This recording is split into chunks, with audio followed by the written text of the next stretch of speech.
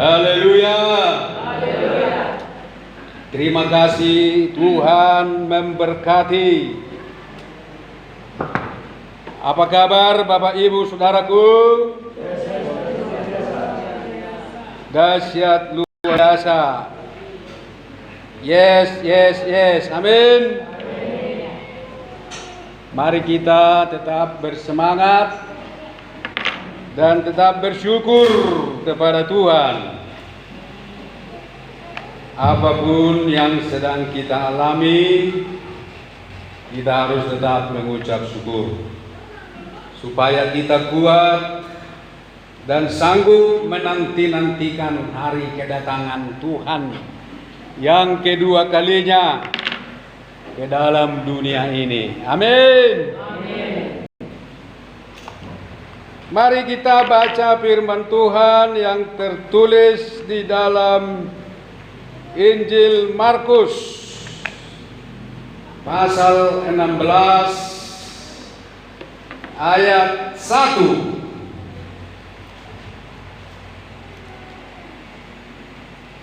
sampai 7. Kita baca bersama-sama. Saya terlebih dahulu, ya. Kita bergantian.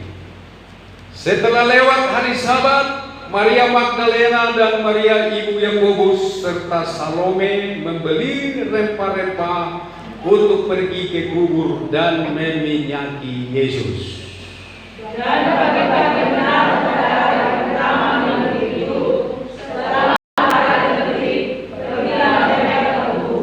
Mereka berkata seorang kepada yang lain, siapa yang akan menggulingkan batu itu bagi kita dari pintu kubur? Tetapi ketika mereka melihat dari dekat, tampaklah batu yang memang sangat besar itu sudah terguling. Lalu mereka masuk ke dalam kubur dan mereka melihat seorang muda yang memakai jubah putih duduk di sebelah kanan. Mereka pun sangat terkejut. Tetapi orang muda itu berkata kepada mereka, jangan takut, kamu mencari Yesus orang Nazaret yang disalibkan itu. Dia telah bangkit, dia tidak ada di sini. Lihat, inilah tempat mereka membaringkan dia. Tetapi sekarang pergilah, katakanlah kepada murid-muridnya dan kepada Petrus, ia mendahului kamu ke Galilea. Di sana kamu akan melihat dia, seperti yang sudah dikatakannya kepada kamu. Amin.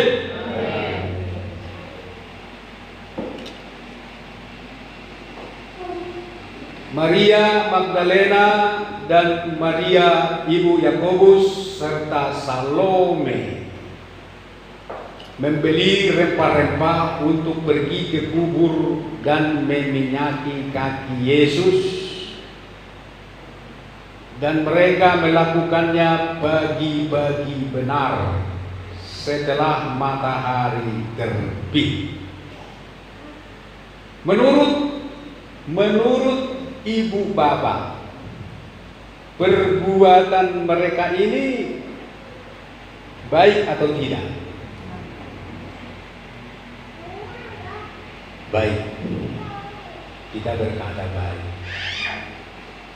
Menurut kita, apa yang dilakukan mereka ini adalah sesuatu yang sangat terpuji dan yang patut dipuji.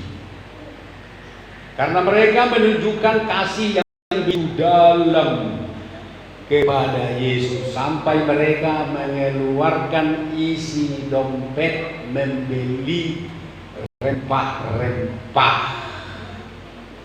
Kita tahu bahwa rempah-rempah itu mahal harganya.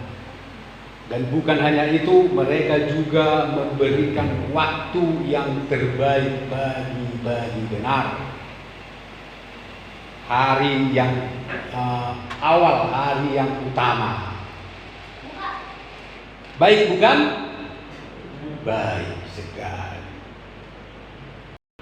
Tetapi bagi Tuhan perbuatan mereka ini tidak baik.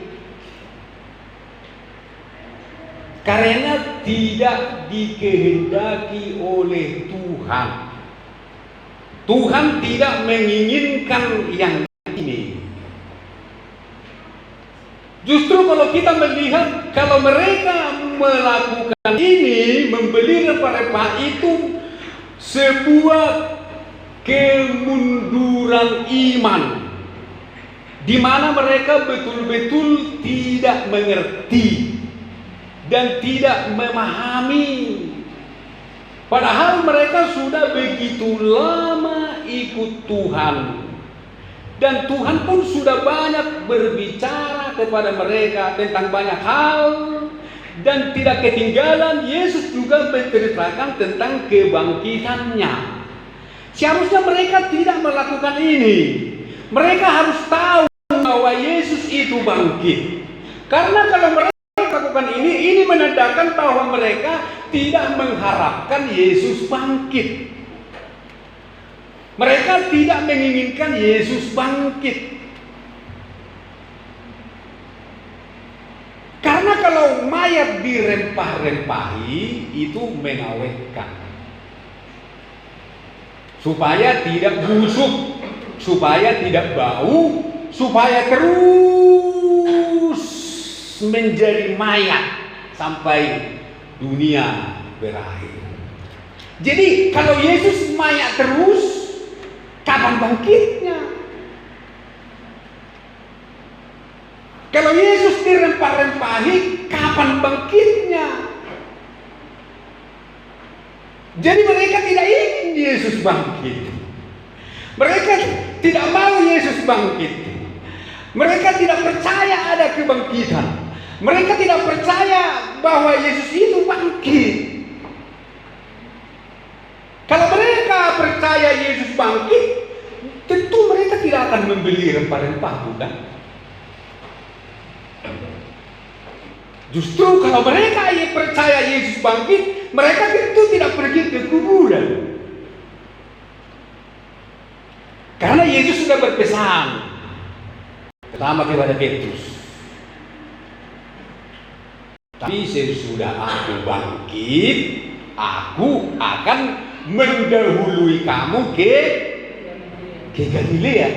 Itu diucapkan oleh Yesus kepada Petrus, karena Petrus berkata, aku mau mati bersamamu. Itu ada ayatnya. Itu PR buat ibu, cari sendiri lah, nggak perlu aku kasih tahu semua ya. Cari sendiri di mana itu dikatakan oleh Yesus.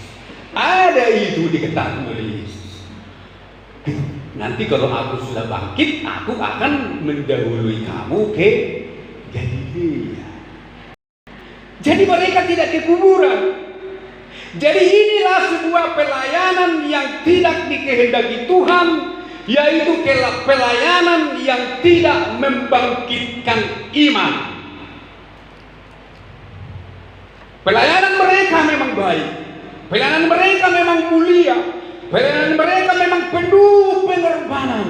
Pengorbanan waktu, pengorbanan materi, pengorbanan perasaan. Mereka harus berani berjalan di tengah-tengah banyak orang yang membenci Yesus. Mereka mampu dan berani berjalan di bawah pengawasan para serdadu. Karena bisa ibu bapak bayangkan waktu itu keadaan begitu genting dan gawat. Jangan dikira waktu itu aman. Waktu itu kacau. Semua membicarakan Yesus, murid-murid Yesus semua pada ketakutan. Kacau waktu itu. Tapi mereka korbankan perasaan itu. Mereka mau menemui Yesus. Tetapi hasil pelayanan mereka untuk membuat Yesus tetap mati.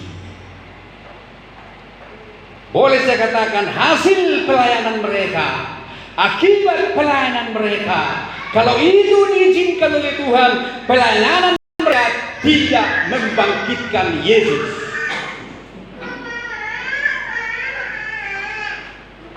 Ibu bapak, sering kita begitu. Pelayanan yang kita lakukan tidak membangkitkan iman kita. Justru pelayanan kita kepada Tuhan membuat iman kita mati. membuat iman kita kandas, menimbulkan persungutan, menimbulkan pertengkaran, menimbulkan perkelahian, bahkan gontok-gontokan, menimbulkan persaingan yang membuat iman mati. Yesus tidak bangkit. Walaupun kita berkorban membeli rempah-rempah, berkorban memberi waktu beribadah kepada Tuhan, berkorban memberi perasaan kita untuk beribadah kepada Tuhan, tetapi hasilnya bukan untuk membangkitkan iman, tetapi justru mematikan iman.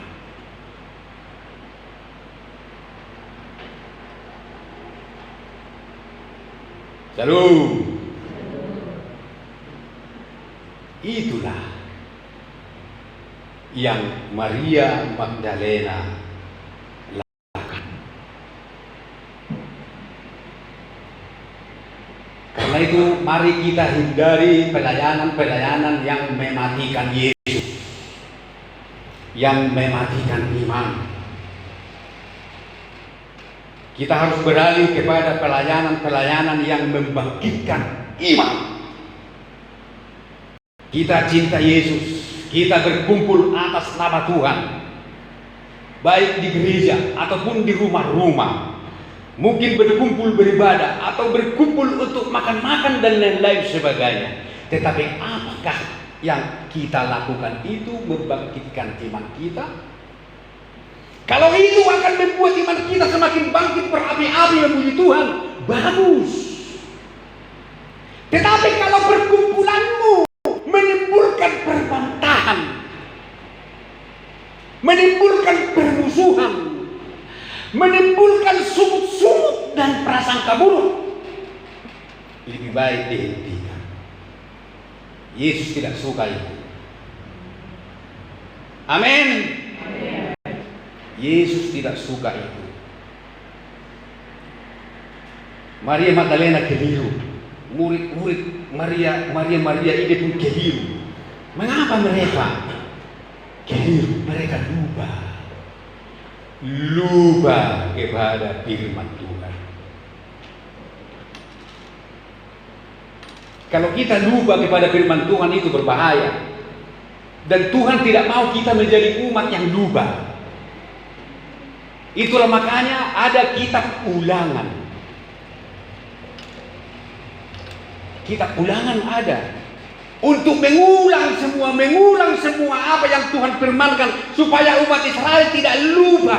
Maka ada kitab yang terakhir dalam kitab Musa, ulangan supaya kita tidak lupa kepada firman yang di Kejadian, Keluaran, Imamat, Bilangan. Jangan lupa ini. Maka ada kitab ulangan, diulang semua supaya umat itu jangan lupa.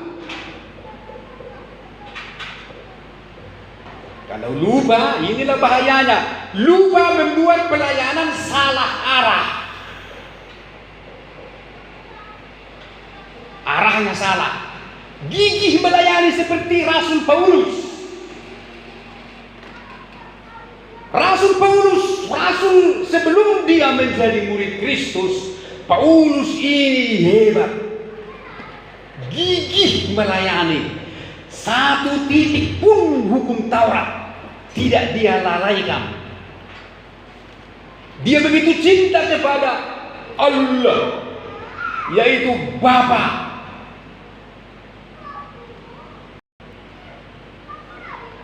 Dalam Filipi 3, kita baca sebentar ya, sebentar kita baca ya. Ini Filipi 3, Paulus. Ini perkataan Paulus. Sekalipun aku juga ada alasan untuk menaruh percaya pada hal-hal lahiriah. Jika ada orang lain menyangka dapat menaruh percaya pada hal-hal lahiriah, aku lebih lagi. Ini Paulus. Bangga dia dengan apa namanya? Bangga dia dengan belakangnya orang Yahudi. Aku disunat pada hari ke-8. Aku dari bangsa Israel. Aku dari suku Benyamin. Aku orang Ibrani asli. Tentang pendirian terhadap hukum Taurat, aku orang Farisi. Tentang kegiatan, aku penganiaya jemaat tentang kebenaran dalam mentaati hukum Taurat, aku tidak bercacat. Jadi Paulus giat melayani Tuhan Allah,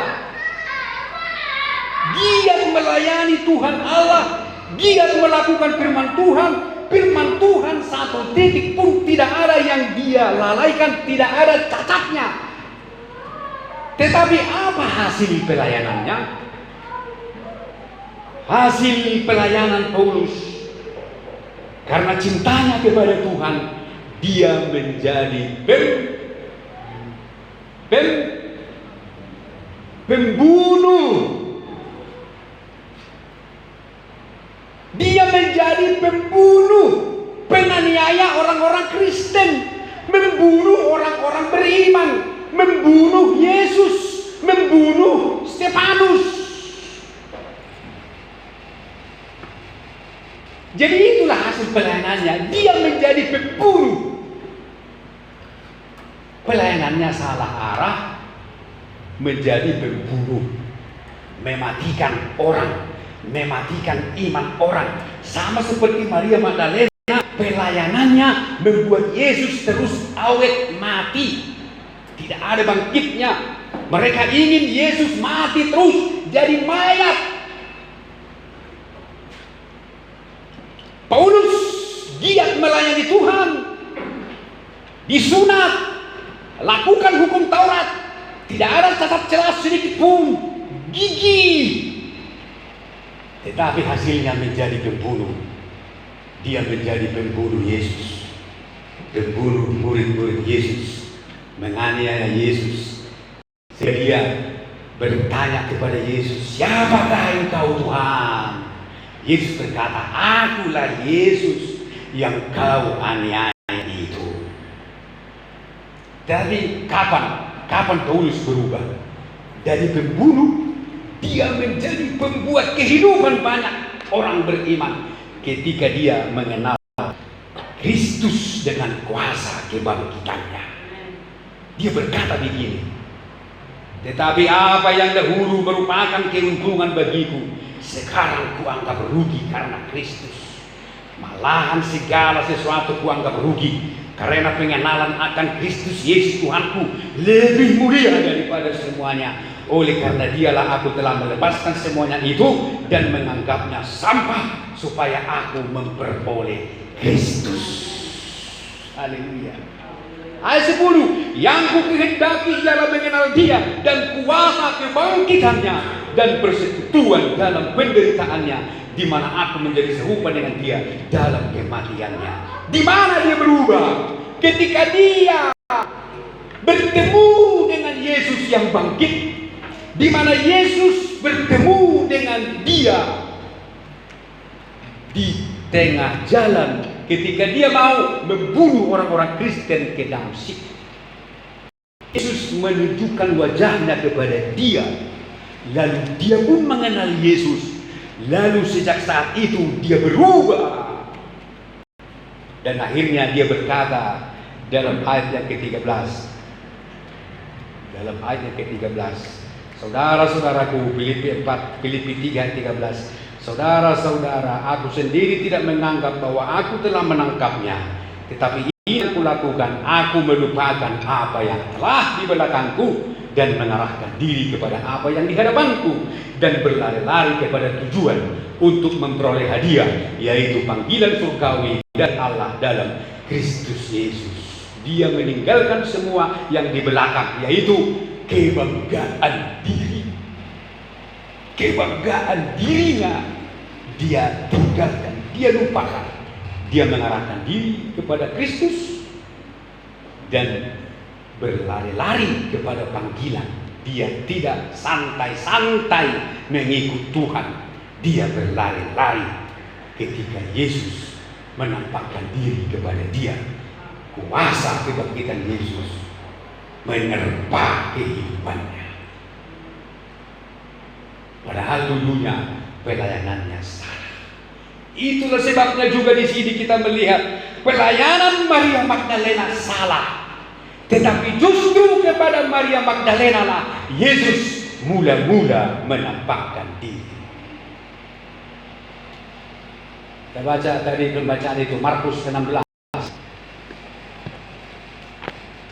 Markus 16 ayat yang ke-9. Ya ini.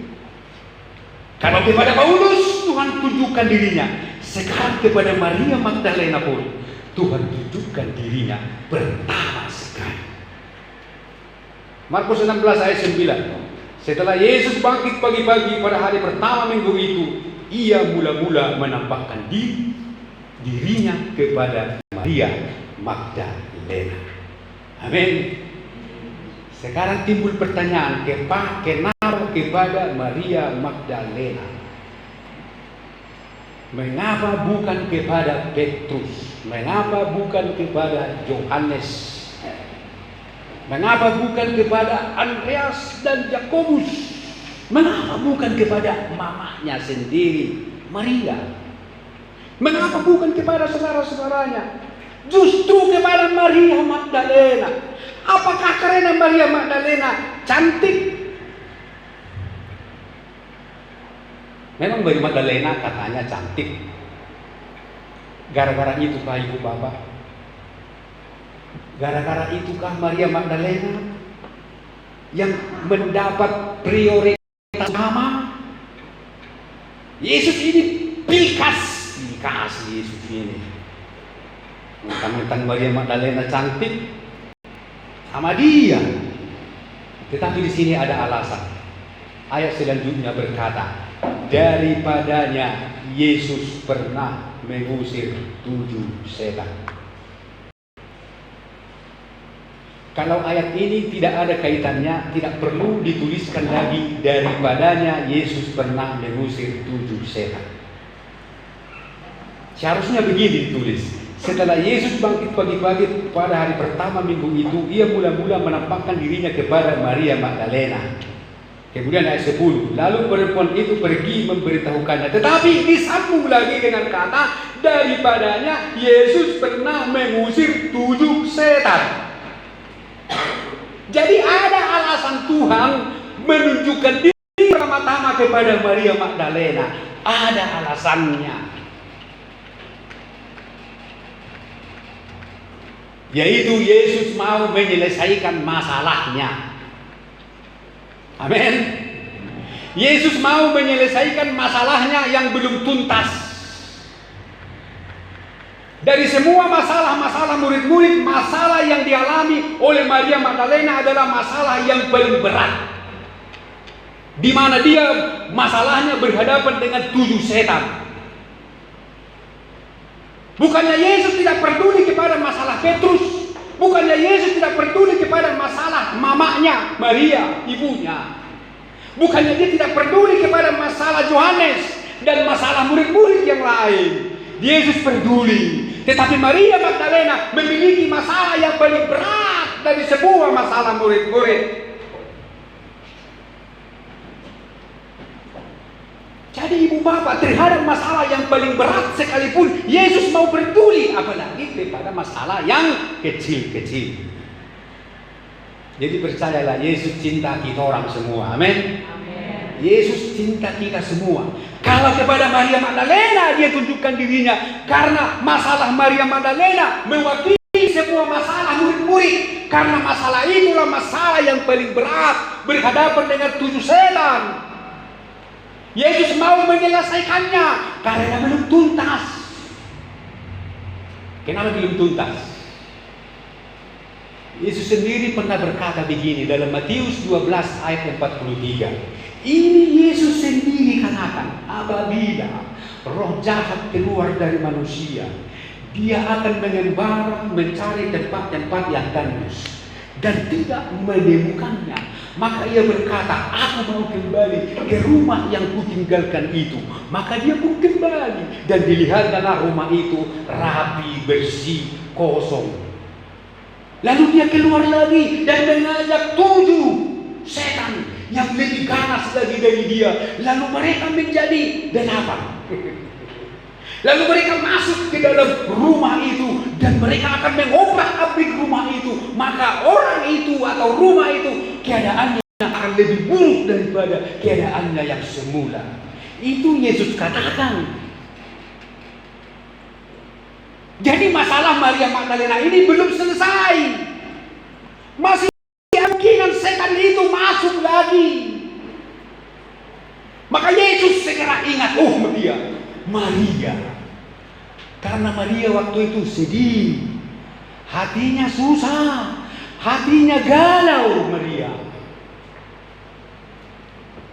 Maka Yesus ingat Maria. Oh Maria, ada masalahnya 7 setan. Pasti setan itu mau kembali lagi, karena setan memang selalu mau kembali. Maka Maria harus kutolong, kata Yesus. Maria harus kuselamatkan. Masalahnya akan kuselesaikan. Masalahnya yang belum tuntas akan kuselesaikan. Karena aku sudah bangkit dari kematian. Kebangkitanku mengalahkan iblis, mengalahkan setan, mengalahkan dunia, mengalahkan pencobaan. Kebangkitanku bahkan mengalahkan maut. Maka aku mau tunjukkan kepada Maria, setan-setan sudah kukalahkan. Aku sudah bangkit. Maka tidak akan sanggup lagi setan itu masuk ke dalam hidupmu. Aku penjagamu. Yesus yang sudah bangkit. Amin. Yesus sayang kita, amin. Yesus akan menyelesaikan semua masalah-masalah kita yang tak terselesaikan oleh kita pun. Dengan kuasa kebangkitannya Dia akan selesaikan. Haleluya. Dia akan menjaga kita seperti Dia menjaga Maria Magdalena. Dia mengasihi, Dia menjaga Maria Magdalena. Dia tidak mau Maria Magdalena berada di dalam kesedihan, berada di dalam ketakutan kepada setan. Langsung Yesus tunjukkan dirinya, Maria, it's me. Pastor keren? Aku masih lupa lagi. Iya tambah saya mau. It's me, don't you apa lagi? Don't you tak percaya lagi. Trust. Haleluya. Ibu bapak punya masalah apa sekarang? Percaya saja sama Tuhan. Masalah Maria Magdalena yang paling berat. Kalau masalah Petrus, masalah ekonominya gampang itu kata Tuhan. Nanti kusupai Galilea dia, kasih ikan banyak. Makanya waktu Yesus bangkit kan, Petrus, ada ikan? Tak ada. Tebarkan dalammu di kanan, di dalam dikit. Dapat ikan banyak kan? Kebangkitannya menyelesaikan masalah ekonomi si Petrus. Sekarang Maria Magdalena dulu, karena ini masalah yang paling berat berhadapan dengan setan, membuat ekonomi terpuruk, bahkan membuat wajah pun menjadi kering dan berantakan. Tapi Yesus selamatkan Maria Magdalena. Maka kita pun ibu bapak, kuasa kebangkitannya menyelamatkan kita dari serangan iblis. Karena 1 Petrus 5 ayat 8 berkata, sadarlah dan berjaga-jagalah, lawan musuh iblis berjalan keliling sama seperti singa yang mengaum-ngaum dan mencari orang yang dapat ditelannya. Tetapi karena kita punya Yesus yang bangkit, iblis tidak bisa menelan kita. Karena Yesus sudah bangkit. Dia bangkit dan telah menunjukkan diri kepada Maria Magdalena. Dan setan-setan yang telah pernah menguasai Maria Magdalena, semuanya sudah dilumpuhkan, sudah diikat, dan sudah disepak oleh Tuhan. Haleluya. Hal yang sama terjadi kepada gerejanya di hari-hari ini. Nah sekarang setelah Maria Magdalena mendapatkan jaminan dari Tuhan, maka kita pun harus mendapatkan jaminan dari Tuhan, di mana kita harus tergembala. Jangan kita tanpa gembala, jangan kita tanpa gereja. Oh, gembala itu menjaga, mendoakan. Ini saya katakan bukannya saya mau anggar-anggar di sini, bukan. Asal simpati saya mati kepala pondok bentuk gembala mendua ini kamu down. So simpati pada kamu buang tong lu kamu tanya, amin. Tong lu kamu tanya. Seperti Yesus mengayomi Maria Magdalena, wanita yang lemah. Dia juga mengayomi kita. Dia gembala kita, Yesus yang bangkit. Lalu apa yang dilakukan oleh Maria Magdalena? Lalu perempuan itu pergi memberitahukannya kepada mereka yang selalu mengiringi Yesus, yang pada waktu itu sedang bergabung dan menangis. Maria Magdalena langsung melayani. Amin. Dia berlari seperti Paulus berkata, tetapi ini yang kulakukan, aku melupakan apa yang telah di belakangku dan mengarahkan diri kepada apa yang di hadapanku, dan berlari-lari kepada tujuan untuk memperoleh hadiah, yaitu panggilan surgawi dari Allah. Paulus berlari setelah bertemu dengan Yesus. Maria Magdalena berlari, oh Yesus sudah bangkit, oi hamuna, unang mehamudang perseada, ngahehe Tuhan tai, apa jumpa kami di Yudea. Amin. Dia bersemangat, bercerita, menceritakan kebangkitan Yesus. Tetapi sayang, murid-murid tidak percaya. Mereka terus bergabung. Dan yang ada pada waktu itu sedang bergabung dan menangis. Murid-murid terus menangis. Apa kau bilang dia bangkit? Nang tohoi. Mereka terus menangis. Mereka tidak percaya. Karena memang sulit dipercaya orang mati bangkit lagi, orang yang dikubur bangkit lagi. Orang yang belum dikubur bisa bangkit, itu masih bisa kita percayai. Tetapi orang yang sudah dikubur 3 hari dibangkitkan lagi, sulit untuk percaya. Tetapi bagi Tuhan tak ada yang mustahil. Murid-murid memang dasar sudah kering kesang hati mereka. Kuncinya karena mereka lupa kepada apa yang dikatakan oleh Yesus. Apa yang dikatakan oleh Yesus adalah firman Tuhan. Amin. Inilah yang dikatakan oleh Yesus. Inilah firman Tuhan. Jangan lupakan ini. Haleluya. Tuhan katakan kepada Joshua, janganlah engkau lupa Joshua memperkatakan kitab Taurat ini, tetapi renungkanlah itu siang dan malam, supaya engkau bertindak sesuai dengan segala yang tertulis di dalamnya. Sebab dengan demikian perjalananmu akan berhasil dan engkau akan beruntung. Jangan lupa. Tetapi sering kita lupa. Membaca firman Tuhan pun kita lupa. Membagikan firman Tuhan pun di grup kita lupa. Saya juga pernah lupa, mohon diampuni. Haleluya. Jangan lupa, murid-murid mereka menangis, mereka bergabung, tetapi tidak percaya kepada firman.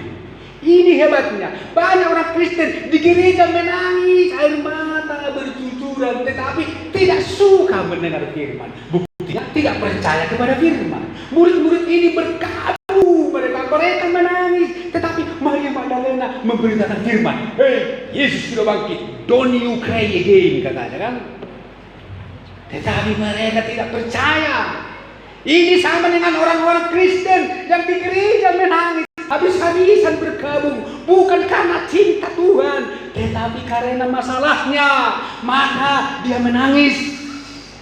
Tetapi tidak mau mendengar firman, tidak suka mendengar firman, tidak mau melakukan firman. Lalu Tuhan yang disalahkan. Murid-murid ini menangis bergabung, tidak percaya firman.